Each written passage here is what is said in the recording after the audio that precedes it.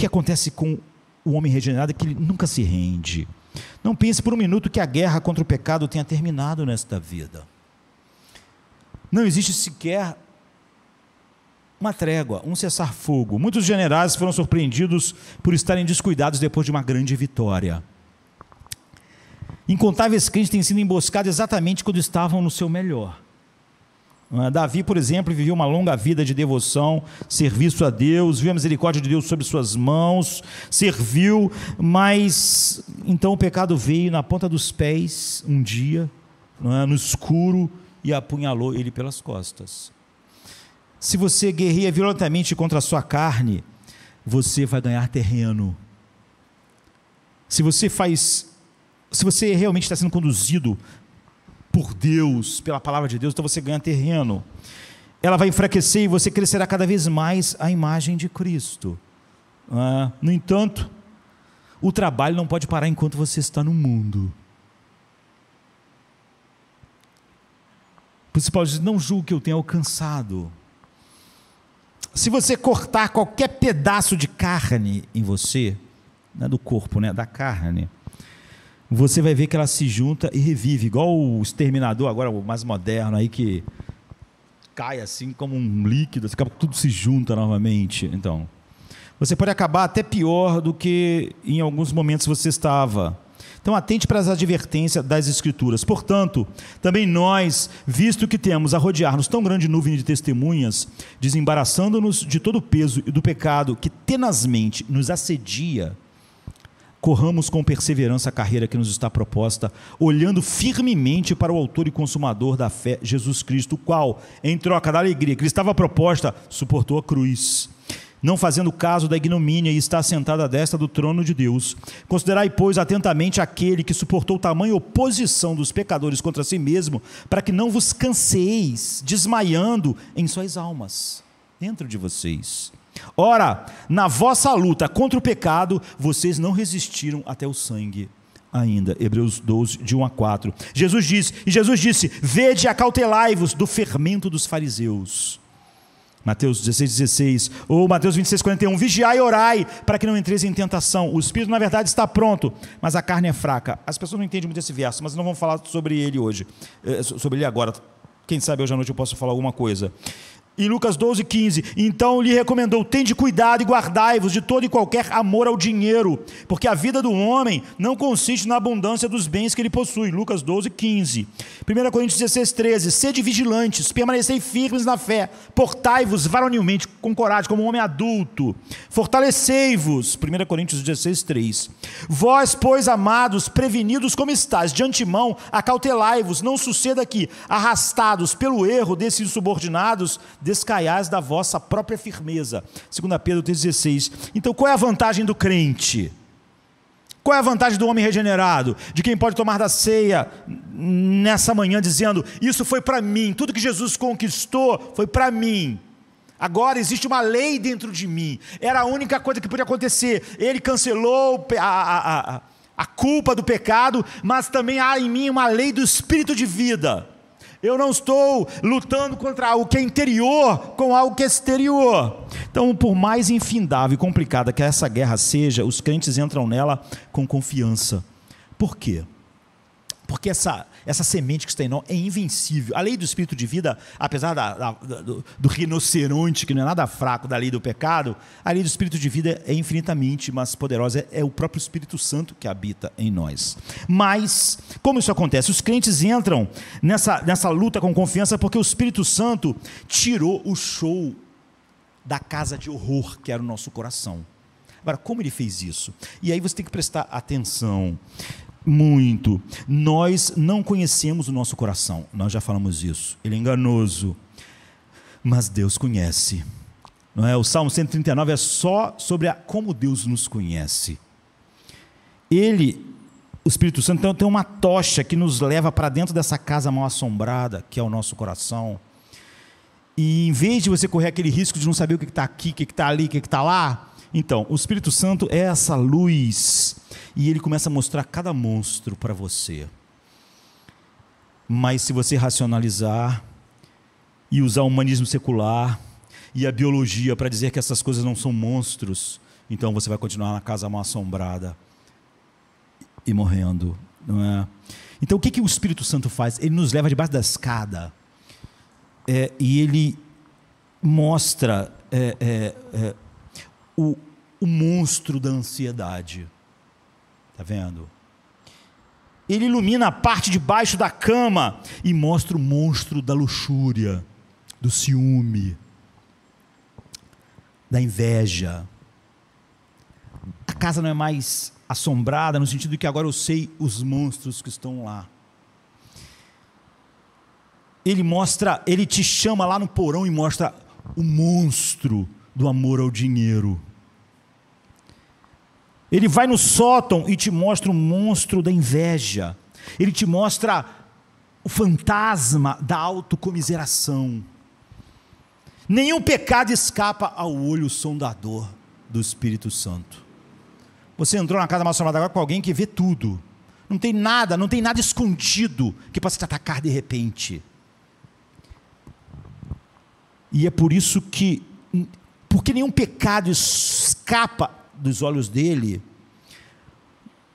Davi ora assim: sonda-me, ó Deus, e conhece o meu coração. Prova-me e conhece os meus pensamentos. Vê se há em mim algum caminho mau e guia-me pelo caminho eterno. Ele está dizendo: leva-me, Deus. Mostra-me onde está o monstro da inveja. Quando eu ver, que ele não caia sobre mim e me destrua. Que eu veja antes, está ali, é ele deve ser morto, deve ser resistido. Mas se você se ofende com esse sermão, você está se ofendendo exatamente com o Espírito Santo te mostrando os monstros da casa mal assombrada. Você vai entrar nela no escuro, como naqueles filmes, você vai acabar sendo devorado por alguma coisa, destruído. Se você culpa os outros, o Espírito Santo, é óbvio, não te mostra o monstro daquele pecado, porque você acha que ele está fora da casa, e você está com medo do que está fora da casa, mas o monstro está dentro. Se você culpa cônjuge, parentes, irmãos, igreja, se você se vitimiza, se você está brigando com o Espírito Santo, que está te mostrando os monstros, então você ainda está na casa mal assombrada. E como os filmes de terror acabam mal, é como as coisas acabam. Então, Herman Melville, que escreveu uma das maiores obras, que é Moby Dick, ele diz: eu me movo em tua direção, tu, baleia, que a tudo destrói, mas que és inconquistável. Ao fim eu combato contigo, do coração do inferno eu te golpeio, pelo amor ao ódio eu te cuspo, em meu último momento, em meu último alento. A literatura, ela está cheia de ódios assim, né, de histórias assim. Shylock, que está cheio de ódio assim no Mercador de Veneza, por exemplo, de Shakespeare. E Javert persegue Jean Valjean, né, por 1.600 páginas nos Miseráveis. Há um ódio. E você vai ver na trilogia espacial de C.S. Lewis como um vilão como Aston, ele vai do primeiro livro, além do planeta silencioso, ele é um homem horrível, mas em Parelandra ele é sub-humano, por causa do ódio. Mas nenhum ódio em nenhum livro que você vai ver, em nenhuma história é tão grande como o de Acabe por Moby Dick. Ele persegue a baleia branca pelos oceanos do mundo, ele não hesita em colocar o navio dele, colocar todo mundo em perigo de vida e ele mesmo para destruir a baleia. Moby Dick é um retrato da nossa batalha selvagem. Tem um capítulo, acho que é o 42, que fala sobre a brancura da baleia. Todos os nomes no livro são de assim, Acabe, nomes bíblicos. Tudo está mesclado assim.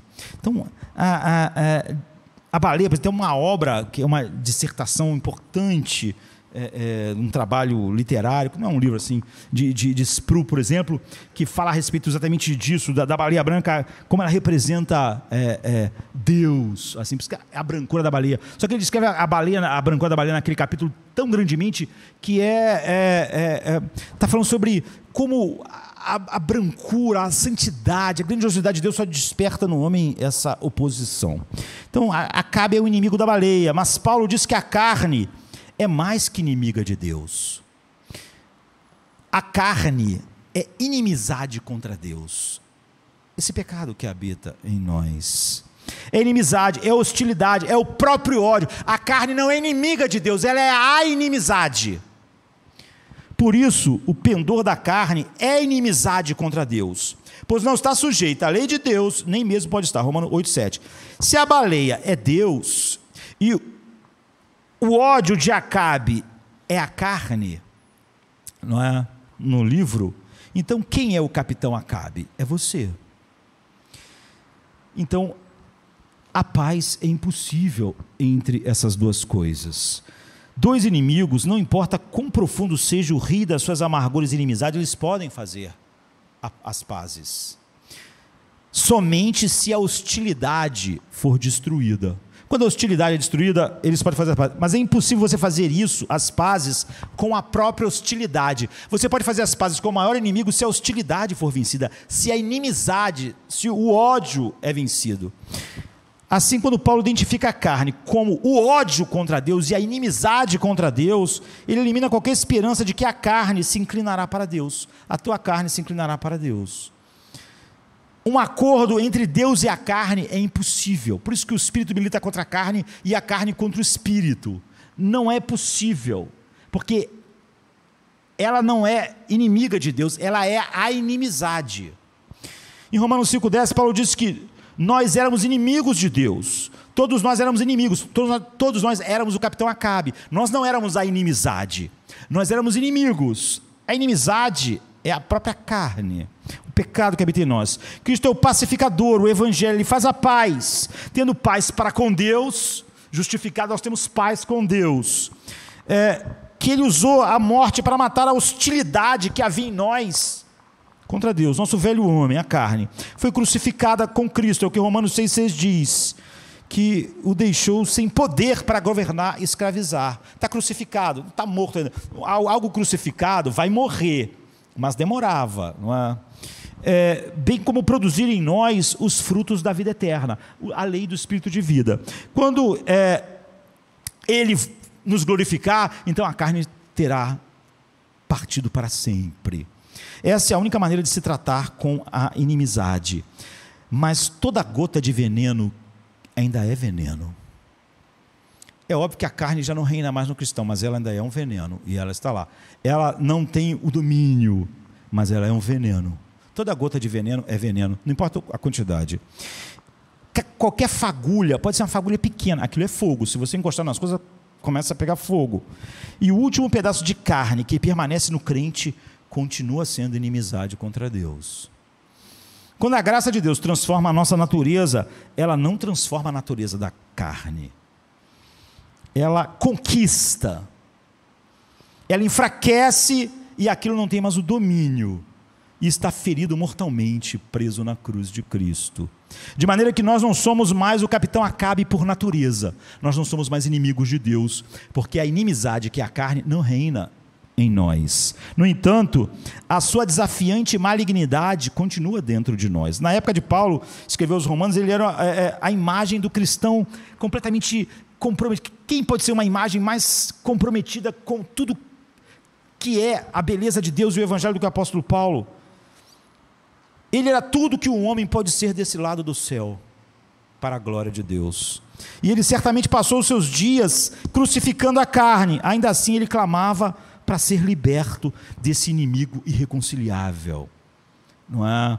Desventurado homem que sou, quem me livrará do corpo desta morte?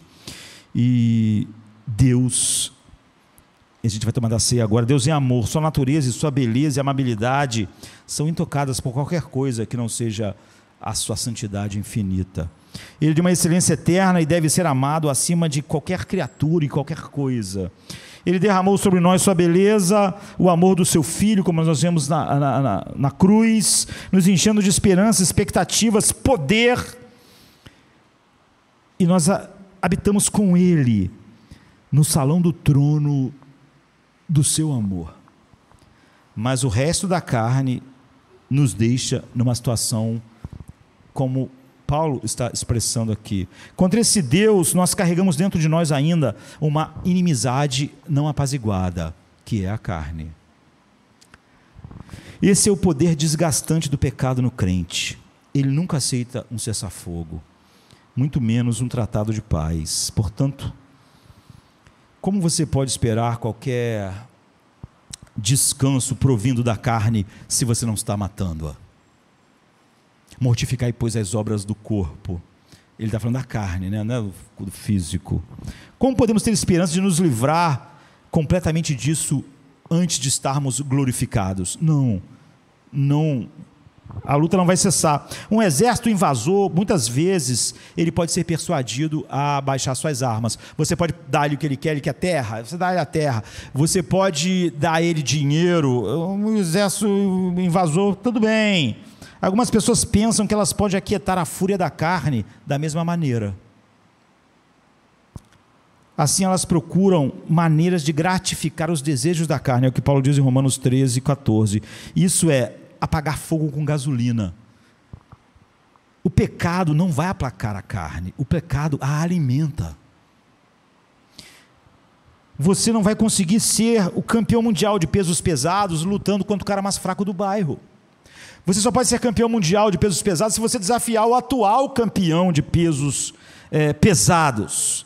Para ser o maior, você tem que derrubar o maior campeão. E a carne escolheu bem o seu inimigo. Ela escolheu Deus. Porque ela quer nada menos do que esse lugar. Ela é a inimizade contra Deus. Algumas vezes pensamos sobre a carne como nosso inimigo, mas ela nos odeia somente porque Deus está em nós. A carne milita contra o espírito. Num homem que não tem o espírito, ela não está militando contra nós, ela está governando. O que é mais fácil? Sentar-se com o seu balde de pipoca e assistir um filme de Tom Cruise no Netflix durante 2 horas, ou orar por meia hora? O que é mais fácil?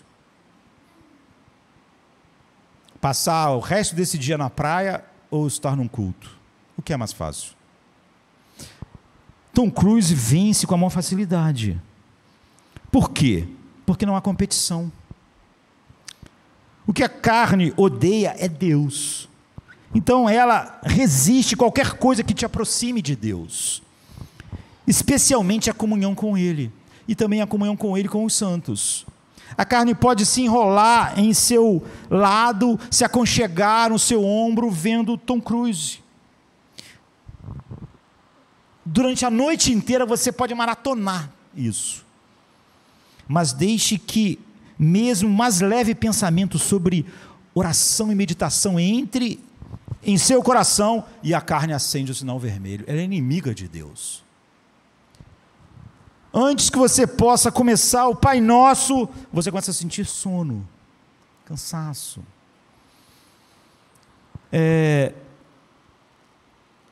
A sua atenção, que estava tão presa na série, agora começa a andar pelo universo inteiro, como se fosse a Enterprise, ou então essas naves Star Wars que entram no hiperespaço, assim. Então tua mente vai para todos os lugares. Tu conseguiu ficar horas pensando na série ali, mas você começou a ler a palavra de Deus, então tua mente começa a vagar. Porque o ódio da carne a Deus pode ser explicado. Pense no culto. Quando você entra no culto, a carne podia pensar: nem vou entrar aí, porque isso aí é tudo sobre Deus. Mas ela pode muito bem fazer você fazer um culto que é só com seus lábios. Ela óbvio que vai entrar. Ela óbvio que vai fazer você se ofender mais com o sermão do que ser edificado por ele. Ela pode fazer isso, fazer você cantar e gostar só de música e não de verdade adorar a Deus.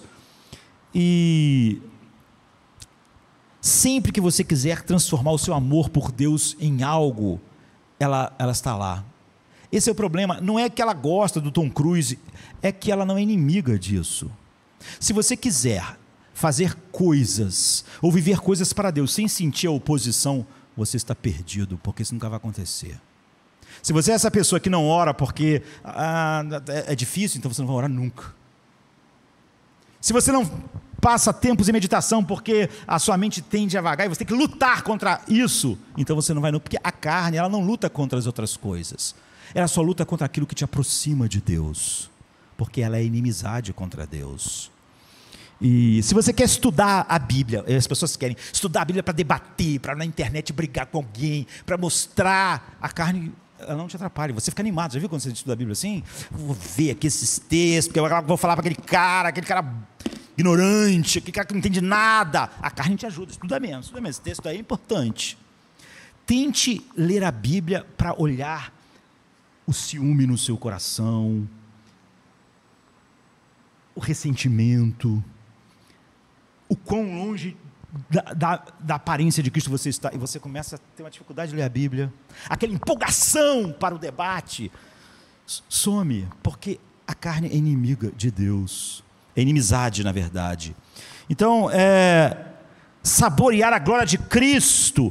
Se alguém começa a falar sobre alegria em Cristo, você sente que a carne começa a dizer, não é possível ter essa alegria. Alguém diz assim, olha, você pode ter Cristo e viver uma vida miserável, sem alegria. A carne, isso é verdade, pode mesmo.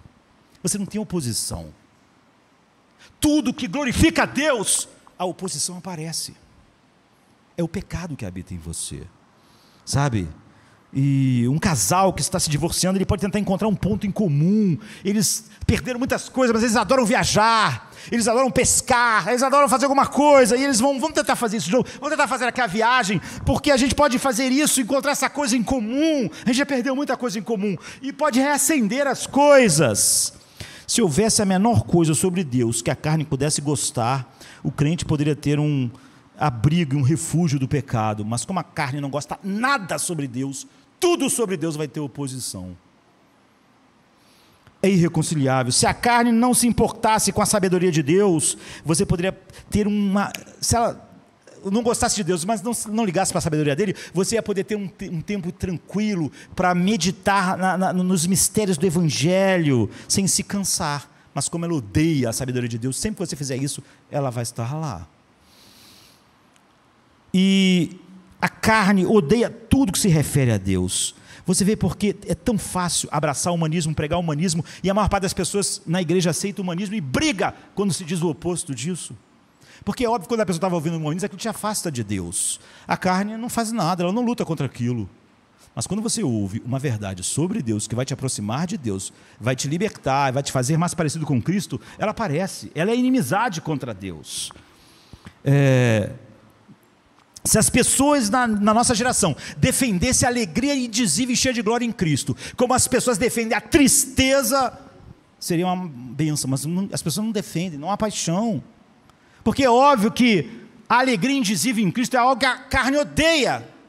Tudo que ela quer é que as pessoas não tenham alegria em Cristo. Qualquer assunto sobre isso é um problema, por causa da carne. Em vez de que ela resiste tudo sobre Deus, tudo que é sobre Deus, que dá glória a Deus, que mostra o poder de Deus, o poder do Evangelho, a carne tem problemas.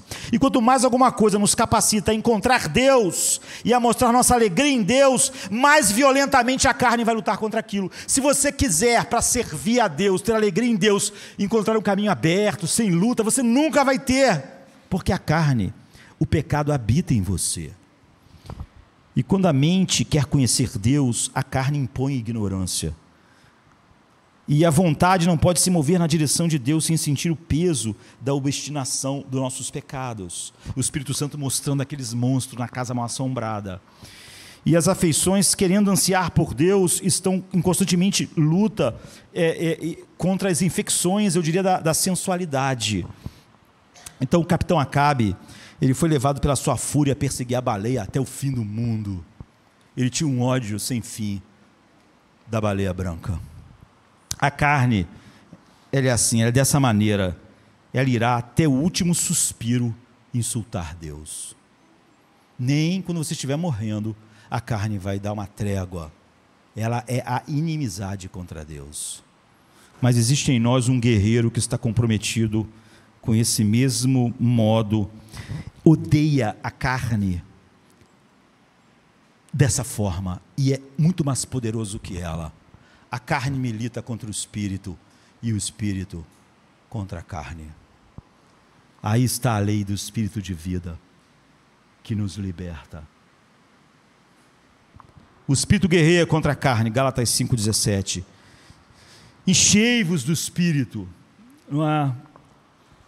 Cheio do poder do amor de Deus, porque o Espírito Santo só nos mostra Cristo, a beleza de Cristo.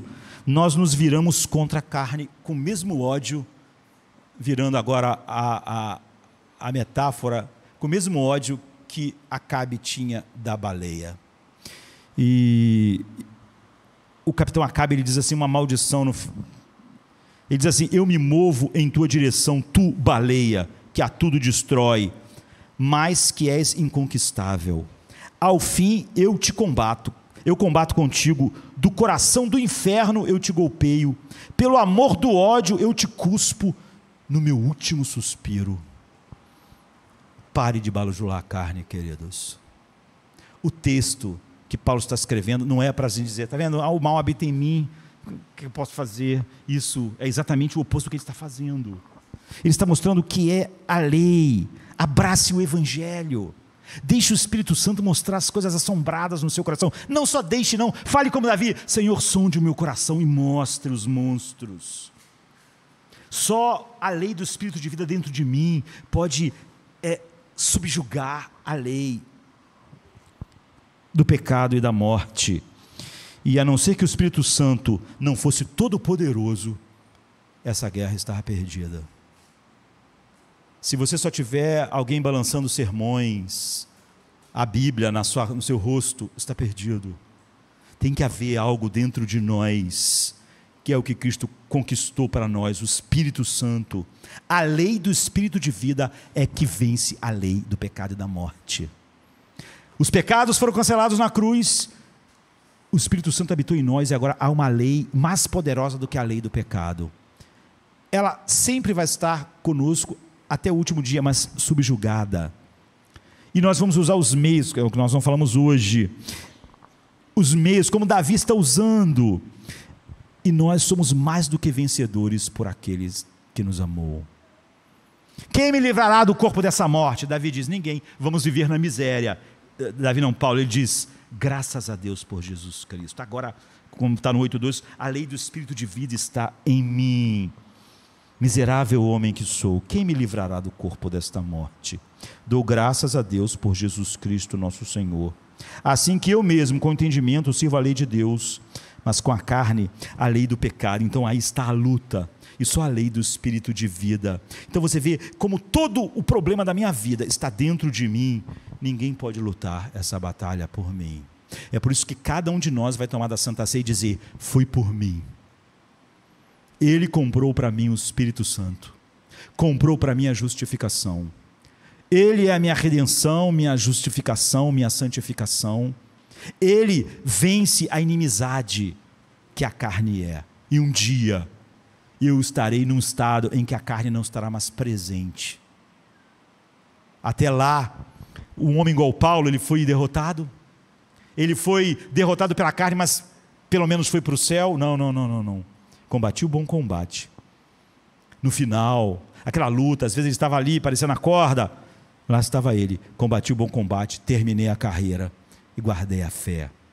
Os filhos de Deus vencem por causa da lei do Espírito de vida que está neles. Vamos ficar de pé.